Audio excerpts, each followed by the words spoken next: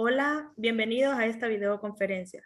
Nosotros somos el grupo B de la clase de Química General 2, impartida por el licenciado Luis Felipe Inestrosa. Nuestro grupo está integrado de la siguiente manera: Nilda Yolani González Osorio, Glendy Lisette Bustillo Aguilar, Tracy Stephanie Gutiérrez Manzanares, Nelson Ulises Brandín Canales, Hermes Leonardo Álvarez Santos. Hoy les vamos a exponer sobre el tema de la electrólisis. Y para dar inicio, los dejo con mi compañero Hermes. Bueno, igual un placer estar con ustedes nuevamente en este espacio. La electrólisis y la galvanografía es la memoria química esculpida por electrones. Así que el tema principal en este, como bien lo mencionó la compañera Nilda, es la electrólisis, el cual es un proceso químico que usa la propiedad de la conductividad eléctrica de algunos materiales o sustancias para generar una reacción de oxidación, reducción espontánea. El concepto de electrólisis proviene o deriva de los electrolitos, que se definen como los conductores iónicos de cargas positivas o negativas, que tienen la capacidad de transportar energía eléctrica, o sea, generan conductividad eléctrica en los materiales y sustancias. La electrólisis se lleva a cabo en las celdas electrolíticas. La electrólisis es las celdas fundidas, es un importante proceso industrial para la producción de metales activos como el magnesio, el sodio y el aluminio. La galvanoplastía utiliza el proceso de la electrólisis para depositar una delgada capa de metal sobre otro metal para mejorar la belleza de este o como resistencia hacia la corrosión, ¿verdad? Ahora vamos a hacer un pequeño viaje virtual hacia la historia de la electrólisis. Y el origen de la electrólisis se renueva en el año de 1791 con Luis Galvani. En el año de 1785, Van Morán creó un generador electrostático para producir el estaño y el zinc. Posteriormente, la electrólisis se ha empleado para descubrir nuevas formas de obtener diversos elementos químicos. En 1808, Humphrey Davy descubrió el potasio, el sodio, el bario, el calcio y el magnesio. Michael Faraday se convirtió en el asistente de Davy y publicó las dos leyes de la electrólisis. Así que el litio, el óxido de litio, fue descubierto por William Brander en el año de 1821 gracias a la electrólisis. En 1875 se descubre el galio por Emily Henry. Henry Mosaic en 1886 descubrió el flúor. Y finalmente en 1890 se desarrolló otro proceso para obtener hidróxido de sodio. Compañera, si me ayuda con la electrólisis del agua. Perfecto. Usa la conductividad eléctrica, la cual necesita de recipientes electrolíticas que deben de contener una disolución con mayor cantidad de iones o electrolitos para que su conductividad sea ideal. El agua no es destilada. La electrólisis no solo separa el oxígeno y el hidrógeno, sino que los demás componentes que están presentes, como sales, metales y algunos otros minerales. Lo que hace que el agua conduzca la electricidad no es el H2O, sino que son los minerales. Si el agua estuviera destilada y fuera 100% pura, no tendría conductividad porque no hubieran iones en esta. Ahora vamos a tener otros ejemplos de electrólisis. Existen muchas formas de aplicar el proceso de electrólisis, como por ejemplo para la purificación de metales. Los metales más usados son el aluminio y el magnesio. También tenemos la electrólisis con cloruro de sodio, donde se obtiene sodio y cloro. También tenemos la electrólisis de cloruro de sodio acuoso, como resultado del hidróxido de sodio y el ácido clorhídrico. Compañera, si me ayuda con la siguiente diapositiva. Bien, aplicaciones de la electrólisis. ¿En qué podemos ver este procedimiento? Tenemos uno, la producción de aluminio, sodio, potasio y magnesio. Dos, producción de hidróxido de sodio, ácido clorhídrico, clorato de sodio y clorato de potasio. 3. La producción de hidrógeno en múltiples usos en la industria, como combustibles, en soldaduras, entre otros. 4. La electrólisis de una solución salina permite producir hipocloruto o lejía. Este método se emplea para conseguir la cloración ecológica del agua de las piscinas. Como quinta aplicación tenemos la anodización, es usada para proteger los metales de la corrosión. Y tenemos el proceso de la electrometalurgia, que es un proceso para separar un metal puro de sus compuestos usando la electrólisis. Y la galvanoplastía. En esas podemos ver sus aplicaciones. Ahora algunas consideraciones. Nunca debemos de unirse los electrodos, ya que la corriente eléctrica no va a conseguir el proceso y la batería sobrecalentará y la quemará. Debe utilizarse siempre corriente continua, energía de baterías o adaptadores de corriente, nunca de la corriente de red o de enchufes. Y por último, nunca debe de hacerse sin debida investigación y ayuda profesional. Se debe de realizar con mucho cuidado todo este proceso. Así que los dejo con mi compañero Nelson. Hola, en este espacio les voy a compartir un tema que hemos visto desde que empezamos la carrera, que son las reacciones redox no espontáneas. Si vemos la electrólisis, el tema que acaba de exponer mi compañero es un proceso no espontáneo porque necesita energía externa para realizar su proceso. Pero vamos a conceptualizar primero. Reacciones redox son aquellas reacciones donde existe un intercambio de electrones. Y este cambio de electrones se ve reflejado en el número de oxidación. Como también lo hemos venido viendo en toda la carrera, los números de oxidación es el número de electrones que participan en la unión química. Entonces, más al rato vamos a ver esos estados de oxidación. Existen dos reacciones que van de la mano en este proceso, es la oxidación y la reducción. Es correlativa, quiere decir que una no puede existir sin la otra. Tienen que estar las dos. Porque si vemos en la oxidación, un átomo pierde electrones y en la reducción el átomo gana electrones. Entonces, cuando tenemos dos elementos, el que pierde los electrones se los transmite al otro y entonces el otro gana. Entonces estas dos reacciones son correlativas, no puede existir una sin la otra y la otra sin la otra. Para poder definir cuando un proceso es espontáneo o no espontáneo, pues tenemos la energía libre de Gibbs, que esta energía es la energía necesaria para realizar un trabajo. Vemos que la energía libre de Gibbs, cuando es mayor que cero, es decir, es positiva, estamos experimentando un proceso no espontáneo. Cuando esta energía es negativa, menor que cero, estamos experimentando un proceso espontáneo.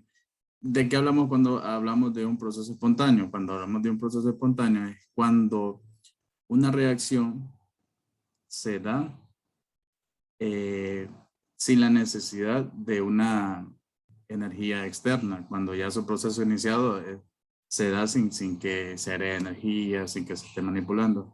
Mientras que los procesos no espontáneos sí necesitan de una energía del entorno que se le esté suministrando para poder realizar ese proceso. Entonces, si vemos abajo la ecuación que nos llega a determinar la energía libre de Gibbs, que tenemos el cambio de la entalpía menos la temperatura por el cambio de la entropía. Sabemos que la entalpía es calor liberado o absorbido de un sistema. Entonces, por lógica, sabemos que en la entalpía, cuando el calor es absorbido, quiere decir que necesita energía del entorno. Entonces, ahí estamos experimentando un proceso no espontáneo. Mientras que cuando se libera calor, no estamos viendo que sale del sistema. Entonces, en la entalpía tiene que ser un calor positivo, un proceso endotérmico para que sea no espontáneo. Y la entropía, que mide el grado de desorden de un sistema, vemos que aumenta cuando tenemos un grado mayor de desorden. Por ejemplo, de líquido a gas, vemos que los electrones provocan más desorden. Y de gas a líquido, entonces la entropía disminuye. Entonces, resumiendo, cuando la energía libre de Gibbs es positiva, entonces tenemos un proceso no espontáneo. En un proceso no espontáneo, pues el ejemplo fue la electrólisis que lo explicó nuestro compañero. Celdas electrolíticas. Una celda electrolítica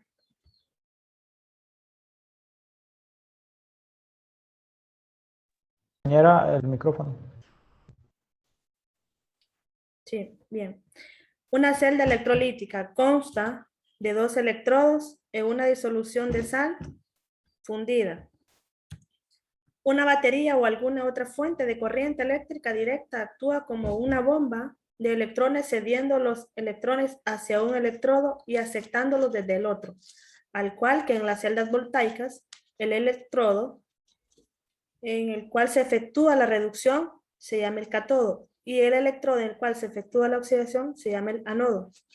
Si podemos observar la imagen, nos habla de 2 electrodos, en este caso que sería del ánodo al cátodo, pero para que se dé el proceso de los electrones, se necesita de una fuente de corriente eléctrica para que se pueda dar lo que es el proceso de la transferencia de electrones de un electrodo hacia el otro. Ahora bien, en este caso tenemos la electrólisis del cloruro de sodio fundido, en donde vemos que el cátodo reduce al sodio, el cual el sodio tiene una valencia positiva y que en el producto reduce su valencia. Y en el ánodo, que es donde se da la oxidación, tiene el cloro, tiene una valencia negativa y que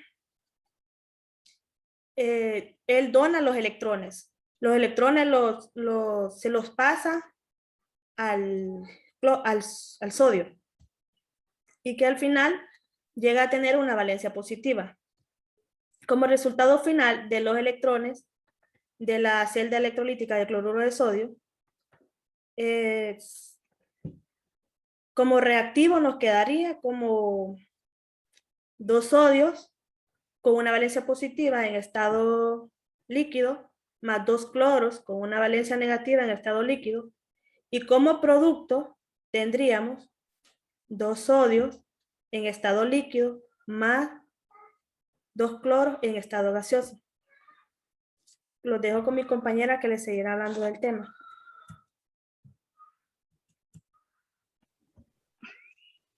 Bueno, el tema que yo traigo es reacciones electrolisis. La electrolisis es un proceso mediante el cual se separan los elementos de un compuesto químico con la utilización de corrientes eléctricas. Se liberan electrones para los iones en el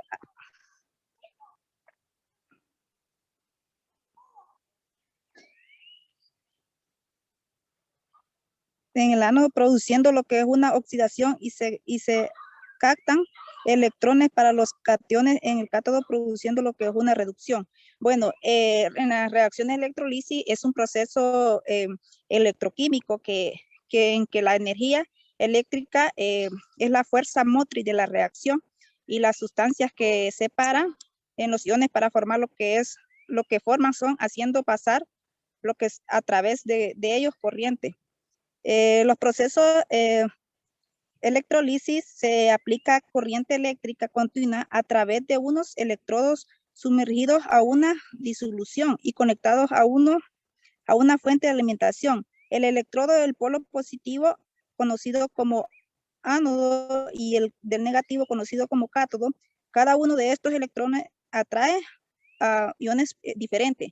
En este caso, los iones negativos o aniones se sentirán atraídos por el ánodo y en cambio los positivos o cationes lo harán por el cátodo. En estos electrodos se produce una transferencia de electrones y así sucesivamente se va produciendo lo que son nuevas sustancias. La primera ley de Faraday, la primera ley de electrolisis. La primera ley de Faraday explica la relación directa entre la masa, el tiempo, la intensidad y las características intrínsecas de disolución y el tejido en difusión a este caso. Bueno, en primer lugar, es necesario cómo se comporta la electrolisis. En la primera ley de Faraday, por ejemplo, prácticamente todas las tecnologías eléctricas continuas se han basado en aprovechamiento de un disco de cobre que rotaba entre los extremos de un imán y generaba lo que era una corriente continua. El tipo de electrolisis, la electrolisis de sales fundida y la electrolisis de disolución y la electrolisis de electrodos activos. En la electrolisis de sales fundida, las sales que son productos de enlaces iónicos tienen entre sus características un punto de difusión y ebullición.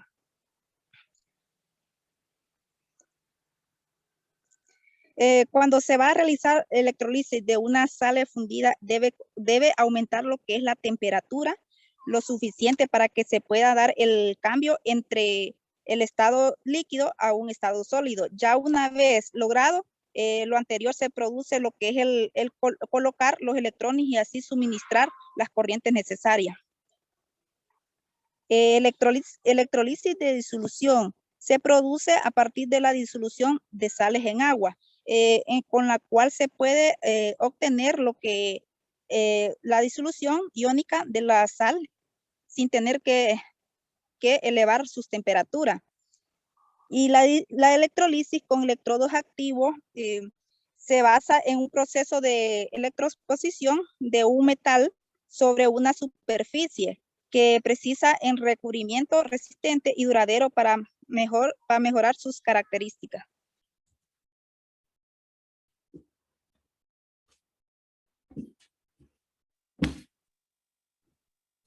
Bueno, yo les hablaré sobre la utilización de electrodos inertes y activos.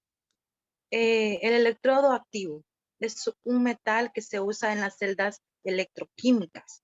Participan en las reacciones que ocurran en el electrolito para transportar la electricidad. El electrodo activo puede ser oxidado o reducido. Básicamente, el electrodo activo se llama activo porque participa activamente en la reacción química que ocurre en el sistema. Por lo tanto, intercambia activamente iones con una solución electrolítica. Un electrodo activo más utilizado es el electrodo de cobre. La siguiente, por favor, compañero.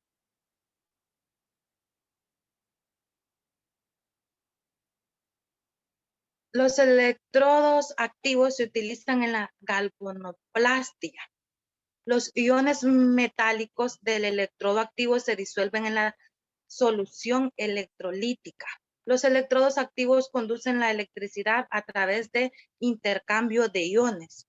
Hacen intercambio de un electrodo al otro. El electrodo inerte es un metal que no participa ni interfiere en ninguna reacción química, pero todavía se utiliza para conducir electricidad mediante la transferencia de electrones con la solución en lugar de intercambiar iones con la solución. Estos no intercambian electrodos de uno a otro, ni interfieren en ningún tipo de movimiento en el electrodo. La siguiente, por favor.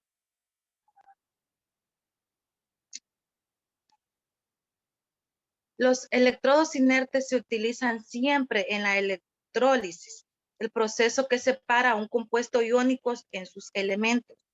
El uso de electrodos inertes, es decir, cuya superficie se puede producir y la transferencia de electrones son capaces de conducir la corriente eléctrica sin reaccionar.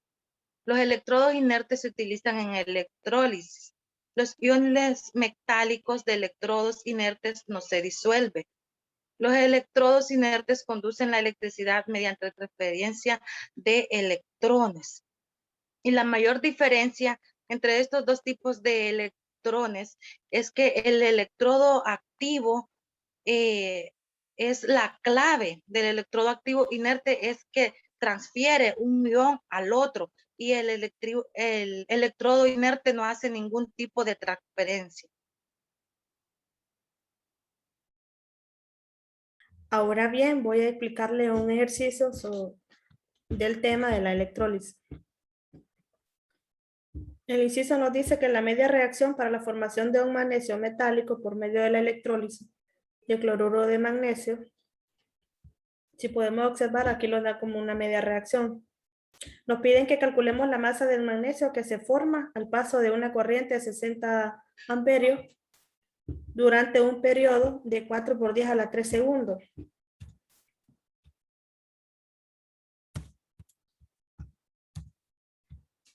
El primer paso que debemos de hacer es seleccionar los datos. Nos están dando la corriente, el tiempo, y en este caso que vamos a utilizar, como ya lo sabemos, la constante de Faraday y la masa del magnesio. Ahora bien, el coulombs es igual a amperio por segundo. En este paso vamos a multiplicar la corriente por el tiempo. Multiplicando las dos nos va a dar un resultado de 2.4 por 10 a la 5 coulombs. Ya al segundo paso vamos a calcular los moles de electrones, que sería igual a 2.4 por 10 a la 5 coulombs por un mol de electrones sobre la constante de Faraday, que sería 96.485 coulombs, que sería igual, realizando la operación, multiplicando y dividiendo 2.48 mol de electrones. Aquí en esta parte tenemos lo que es la media reacción. Vamos a calcular los moles de magnesio, que sería igual a 2.48 mol de electrones por un mol de magnesio. Este 2 que me está dividiendo al mol del magnesio son los 2 electrones que aparecen aquí en la media reacción. Al hacer la operación nos va a dar a 1.24 mol de magnesio.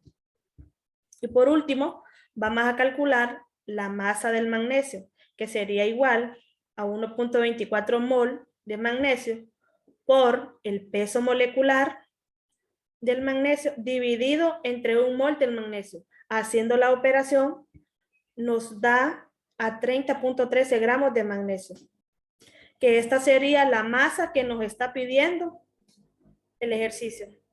Continúa el compañero Nelson.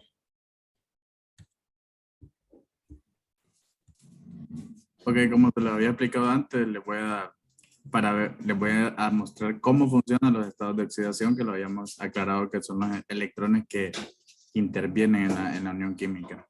Si aquí vemos en la forma pura, el elemento puro, tenemos el potasio y el bromo, que nos genera un bromuro de potasio. Esa ecuación ya está balanceada. Vemos que el potasio trabaja con un estado de oxidación 0, pero ya cuando tenemos el producto trabaja con 1. Entonces pasa de un estado de oxidación de 0 a 1. Entonces decimos que este elemento se oxida porque pierde electrones. Mientras que el bromo trabaja con un estado de 0, un estado de oxidación de 0, y pasa a un estado negativo 1. Entonces ahí vemos que se reduce. Este bromo ganó los electrones que pierde el potasio. Entonces, este era el ejercicio para que pudiéramos determinar el estado de oxidación de los elementos.